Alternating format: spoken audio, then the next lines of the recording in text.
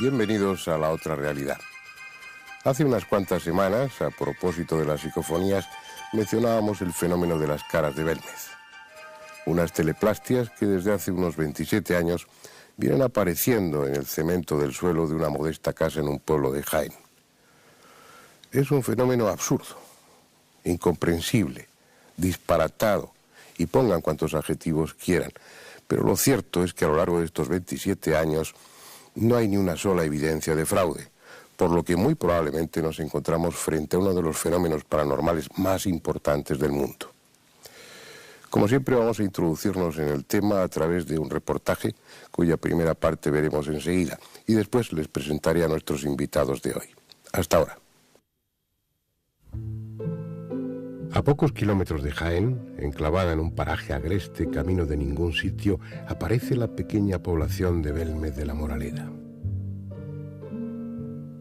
La Sierra Mágina, o Mágica, como alguien la denominó en tiempos pasados, tal vez a sabiendas de los misterios que en ella se ocultan, muestra la crudeza de unos riscos desnudados por el frío invernal. Coronando el pueblo, un viejo castillo, que en tiempos pasados fue orgulloso bastión en la lucha contra el sarraceno. Desde hace 3 décadas el censo ha permanecido casi inamovible, manteniéndose en poco más de 2.500 habitantes. Gentes dedicadas en su mayoría al cuidado de los extensos campos de olivo que recorren la provincia de un extremo a otro. Las paredes encaladas van alternándose ya con las de ladrillo visto y con los escaparates de modernos comercios.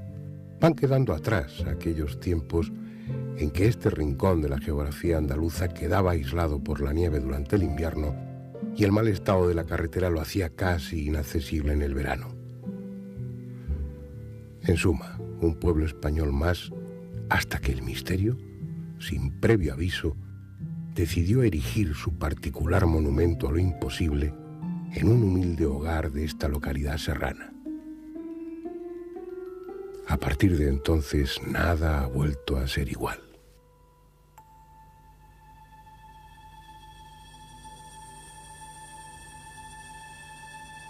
El 23 de agosto de 1971 fue la fecha señalada por el destino para que lo extraordinario viniese a turbar la monótona vida de Belmez. Como cada año en esos días, celebraban las fiestas patronales en honor del Santo Señor de la Vida, y calles e iglesia tenían más trajín que de costumbre. A pocos metros del templo, en el número 5 de la calle Rodríguez Acosta, una mujer permanecía ajena a lo que estaba sucediendo en el exterior. Pero unas decenas de metros más lejos, el misterio caminaba por la solitaria calle Rodríguez Acosta en busca de una casa concreta y de una mujer, en aquellos momentos solitaria, que sin pretenderlo se iba a convertir en un puente entre este y el otro mundo. El alborozo del pueblo era solo un murmullo lejano que contrastaba con el ambiente pesimista que reinaba en la casa. María Gómez Cámara, la dueña del inmueble, aguardaba en silencio la llegada de su marido, Juan Pereira. Desde hacía unos días se encontraba postrada en el sofá del salón cocina enferma de tifus.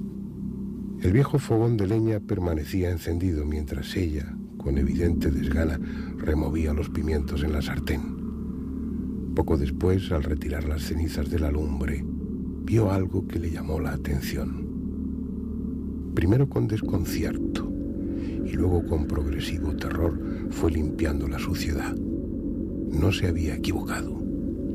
Allí, en el fondo del fogón, sobre la superficie de cemento, aparecían unos ojos que, como un fantasma petrificado, la miraban con descaro.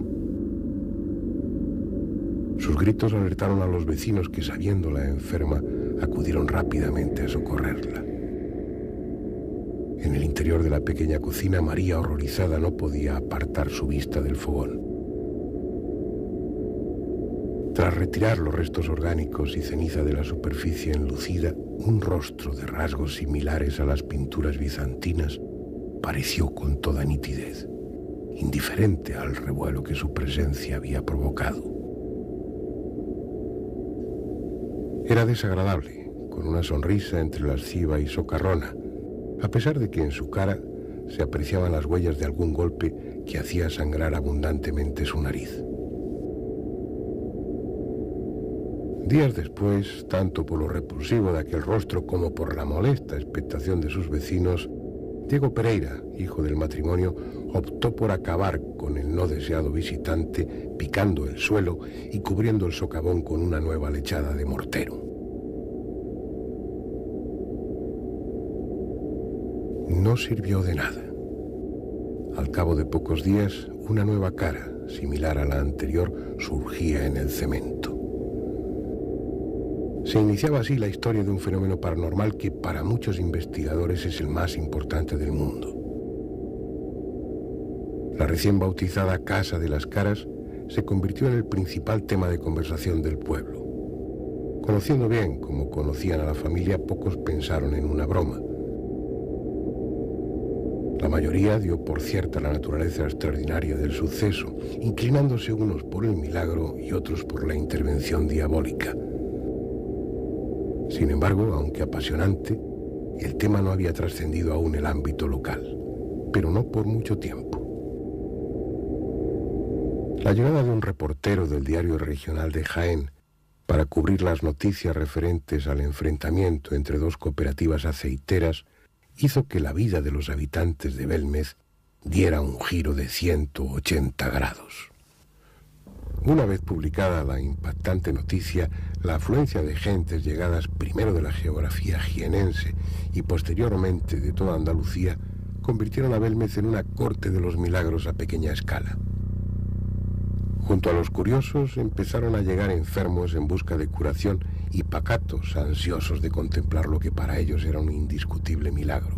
Era una cosa que si admitíamos la parapsicología, pues entonces teníamos que desterrar el milagro. Y claro, entonces topábamos con la iglesia y él era el sacerdote entonces.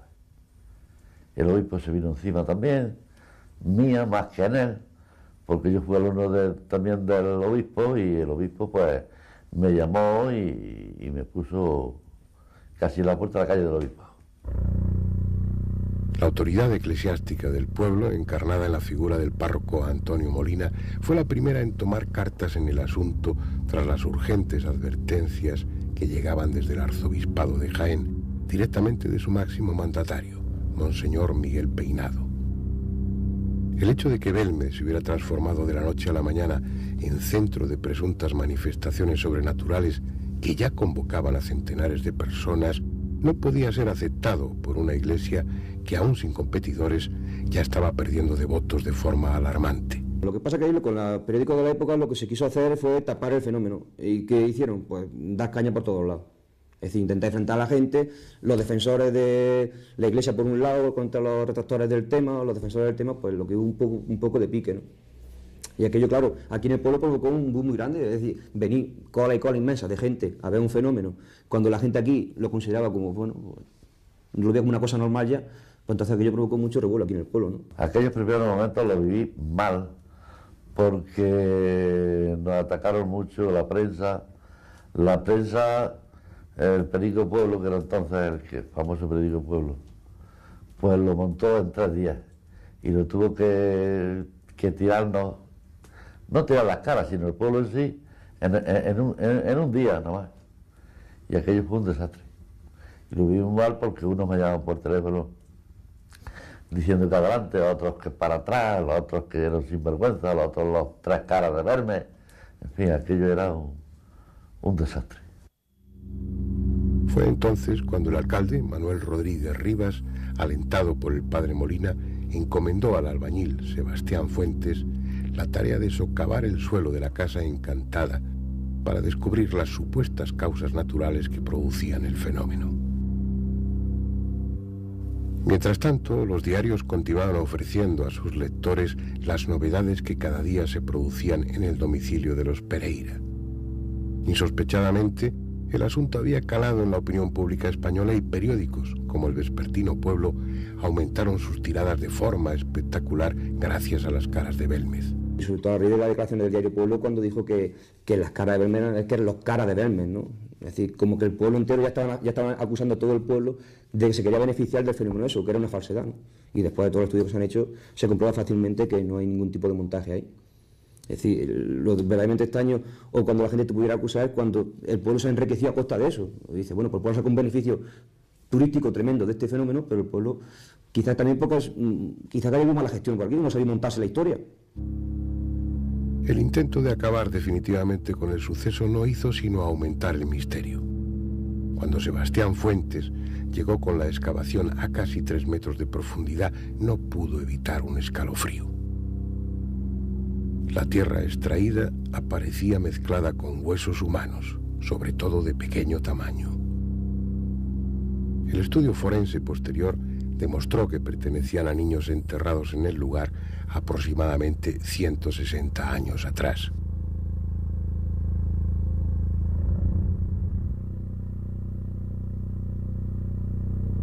El rumor de que en tiempos pasados hubo un cementerio en el mismo lugar donde parte del barrio estaba edificado quedó así plenamente confirmado.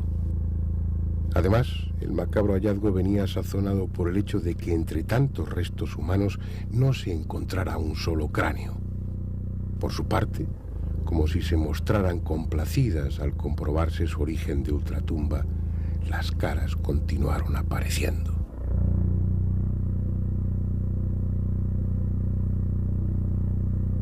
Ante la avalancha de personas, el pueblo se dividió en 2 bandos. Los que querían acabar de una vez por todas con el incómodo asunto y los que veían en el tema de las caras una promoción gratuita y económicamente beneficiosa para todos. María y su familia pues, han sido unos trabajadores del campo, han sido ganaderos y agrícolas, siempre se han dedicado a vivir de su trabajo, como he comentado antes, nunca se han aprovechado del fenómeno de las caras, han recibido muchas críticas a raíz de eso y bueno, últimamente alguna gente pues la critica mucho porque ella dice que se ha hecho rica, pero toda aquella persona que ha visto su casa, que ha visto cómo vive, las condiciones que vive, puede apreciar verdaderamente que esa mujer no se ha aprovechado del fenómeno de las caras, sino al revés, está aguantando muchas aglomeraciones de gente en horas de su descanso, en horas de siesta, en horas de dormir, y la familia igual, ¿no? Es decir, que se podían haber aprovechado, pues sí. Que no lo han hecho, también es verdad. Paralelamente al debate popular, las autoridades y las fuerzas vivas de la comarca comenzaron a mover hilos para desmantelar un suceso que calificaban de vergonzoso. El gobernador civil de Jaén, José Ruiz de Gordoa, hizo llamar al célebre filósofo y parapsicólogo Germán de Argumosa. La opinión de un especialista de talla internacional como él, en contra de la paranormalidad de los hechos, habría acabado con la expectación y de paso con el hecho en sí. Pero eso fue algo que no llegó a ocurrir. En febrero de 1972, el parapsicólogo cántabro acudió a Belmez dispuesto a poner en marcha una exhaustiva investigación. Junto a un equipo compuesto por el catedrático de la Universidad Autónoma de Madrid, José de Solas, y 10 alumnos de dicha facultad, registraron en 12 magnetofones diferentes la intrusión de voces de procedencia desconocida, que en el momento de la grabación no fueron audibles para los presentes. Eran psicofonías, probablemente las más lúgubres que se han obtenido en España. Frases como "el infierno empieza aquí" o "yo sigo enterrada" dieron la vuelta al país en las portadas del desaparecido diario Pueblo, en el que con grandes alardes titulares no se dudaba en afirmar que las caras hablaban. Pues salían cosas que salían en la psicofonía. Yo lo oí una vez, pero yo ya me daba miedo y yo ya no quise sentirlas más. Y decía, socorro, sácame de aquí, un niño llorando, yo no quiero estar aquí, sácame de aquí. Y yo ya no, me da luego miedo de quedarme sola y acordarme de aquello. Y yo ya no quise sentir más. Por si el carácter presuntamente ultraterreno de las voces no fuera suficiente, se añadía la morbosa circunstancia de que palabras y frases parecían reflejar un ambiente del pasado en el que junto a niños predominaban prostitutas y borrachos. Indagaciones posteriores sacaron a la luz la supuesta función de la casa a principios de siglo, ni más ni menos que un prostíbulo.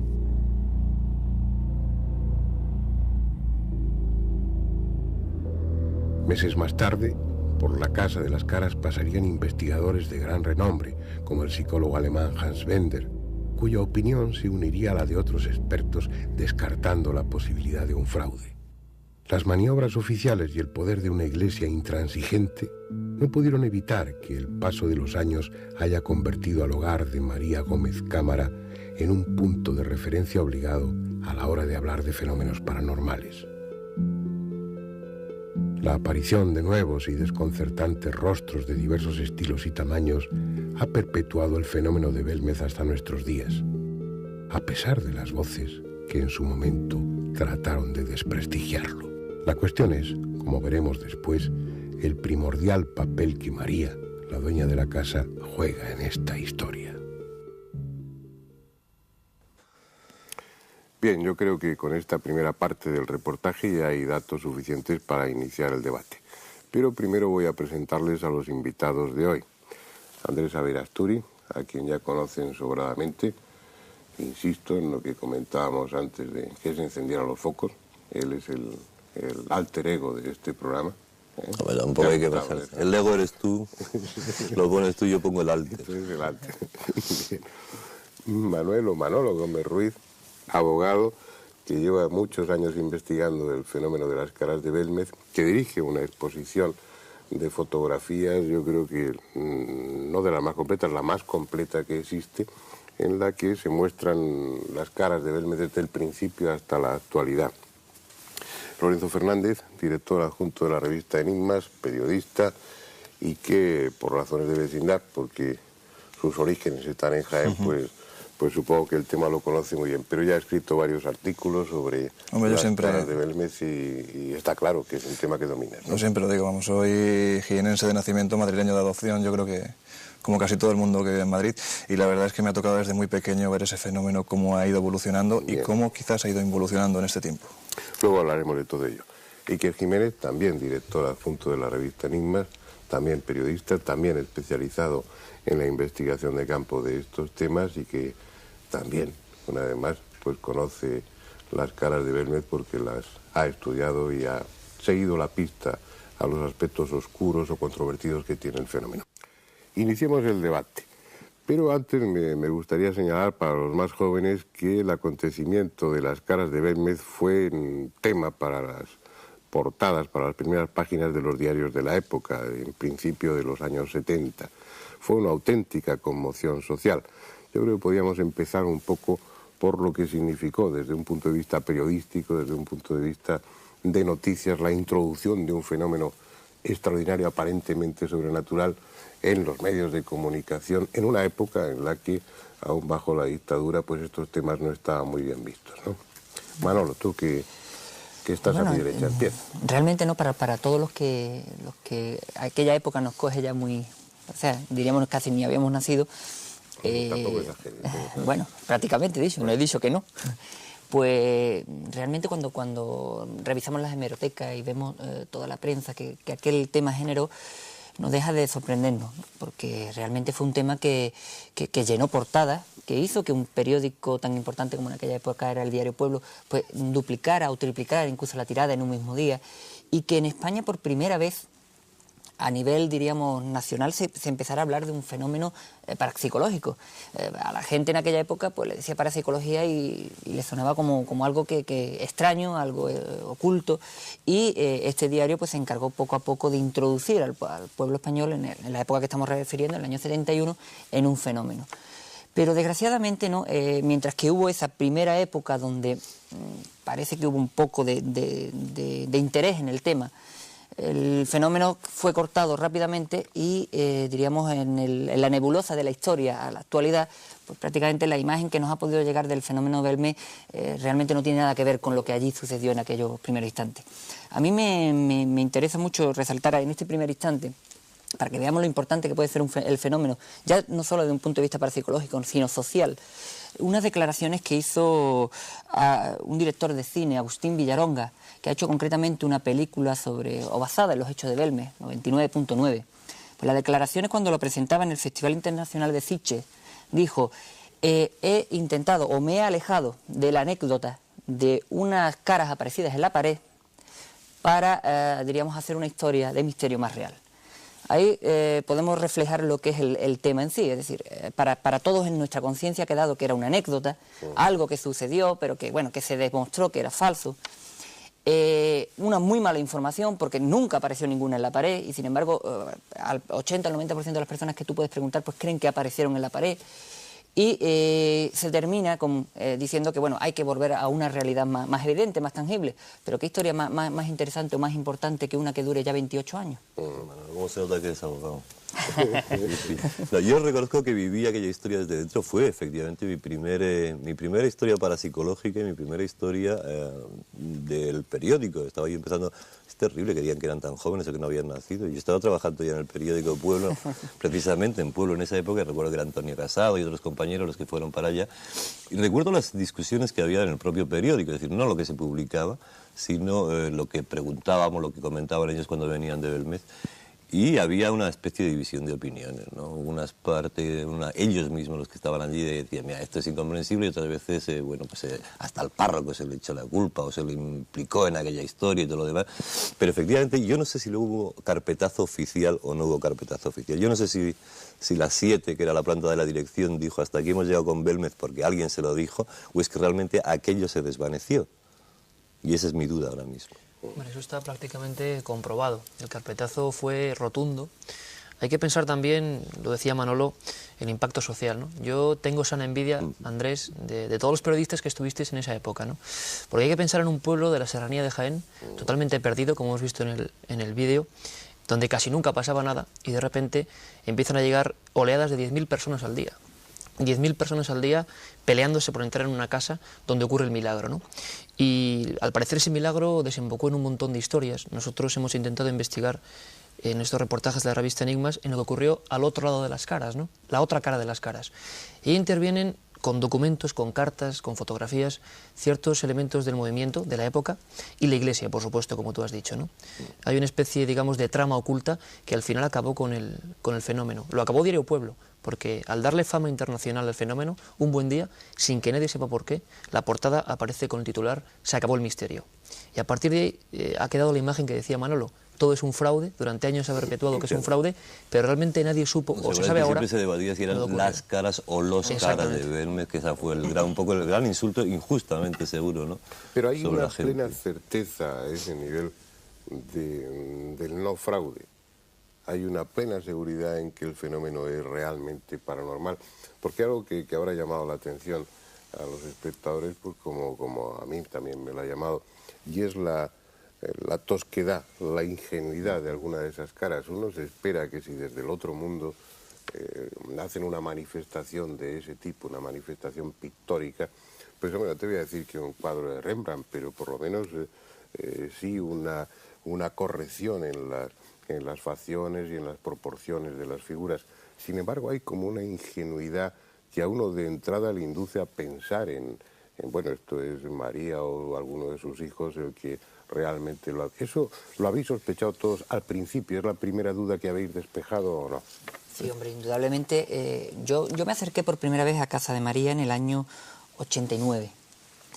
Y bueno, como lógicamente cuando vas a realizar un reportaje, pues te informas, lees, miras todo el tema y la primera sensación que te da es que ello no puede ser real, que ahí puede haber alguna cuestión que quizás se haya pasado o que realmente es fraude.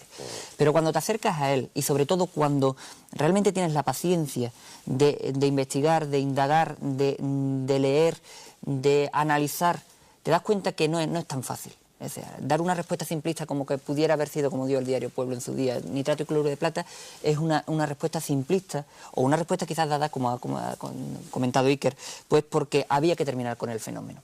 Pero realmente hay que decir al público que se han realizado pruebas, se han realizado análisis y esos análisis pues han descartado, por ejemplo, la utilización del nitrato y el cloruro de plata. Que las facciones son toscas y eso pudiera dar a entender que a lo mejor pues pudiera haber una fraudulencia. También, si recordáis a lo mejor un libro ya muy antiguo de René Sadré, el Tratado de Metapsíquica, Precisamente René Zadré decía todo lo contrario, cuando hablaba de las formaciones ectoplasmáticas o cuando hablaba de los moldes y los vaciados, que concretamente al no saberse cómo funciona ese tema, la tosquedad es lo que le da más certeza de genuidad, porque lo más lógico fuera que se pintara de una manera clara. De todas maneras, también hay que decir otra cosa, no todas las caras son toscas. Y además, una cosa que también es muy importante dejar claro, y es que no es que aparezca una imagen y se quede ahí en el suelo, diríamos, plantada, sino que esa imagen evoluciona. Oye, pues, me viene al pelo, porque dentro de esos insertos que a veces, en ocasiones, introducimos dentro de estos coloquios, estos debates, vamos a ver uno muy breve en el que se puede ver precisamente cómo las caras de Belmez no se mantienen estáticas, sino que cambian de forma incluso de desplazamiento. Vamos a verlo. Este es el primer rostro aparecido en Belmez de la Moraleda. Las gentes, al verlo surgir, creyeron que se trataba del retrato de una persona brutalmente golpeada. Tras ser recortada del suelo del fogón y colocada tras una hornacina de cristal, comenzaron a sucederse extraños cambios. El rostro ensanchó sus facciones, deslizándose hacia la derecha, a la vez que una macabra sonrisa se dibujaba en sus finos labios. Hoy, el rostro, totalmente esférico, parece haber empezado a difuminarse. 30 años después, no se parece en nada a la faz que atemorizó a España en aquel verano de 1970.